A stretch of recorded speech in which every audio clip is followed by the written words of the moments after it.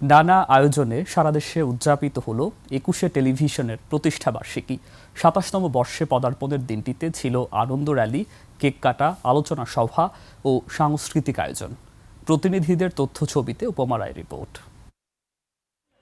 Shea butter ও vitamin সমৃদ্ধ lily beauty soap, তারুণ্যময় উজ্জ্বল ত্বকের জন্য। উৎসব মুখর পরিবেশে সাভারে দিনব্যাপী পালিত হয়েছে ২১শে টেলিভিশনের ২৭ বছরে পদার্পণ। সাভার প্রেস ক্লাবে হয় কেক কাটা ও আলোচনা সভা। রাজশাহীতেও হয় আলোচনা সভা ও কেক কাটা। এ সময় সত্য ও বস্তুনিষ্ঠ সংবাদ পরিবেশনের মাধ্যমে দর্শকদের আস্থা অর্জন করেছে ২১শে টিভি, জানান অতিথিরা। ২১শে টিভির ২৭তম প্রতিষ্ঠাবার্ষিকী উপলক্ষে বরিশালে কেক কেটে আনন্দ র্যালি হয়েছে।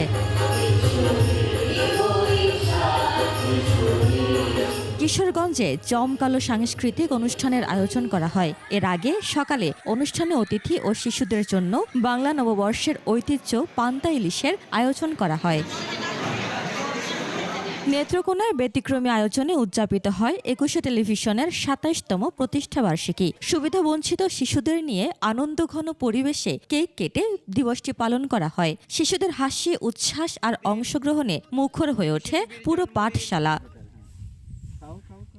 বর্ণাঢ্য আয়োজনে সিলেটে ২১শে টেলিভিশনের ২৭তম জন্মদিন পালন করা হয়। কাটা হয় কেক, বের হয় নগরীতে এক বর্ণাঢ্য র্যালি। চট্টগ্রামে বর্ণাঢ্য ও উৎসবমুখর পরিবেশে উদযাপিত হয়েছে দেশের জনপ্রিয় বেসরকারি টেলিভিশন চ্যানেল ২১শে টেলিভিশনের ২৭তম বর্ষপূর্তি। এই উপলক্ষে কেক কাটা, আলোচনা সভা হয়।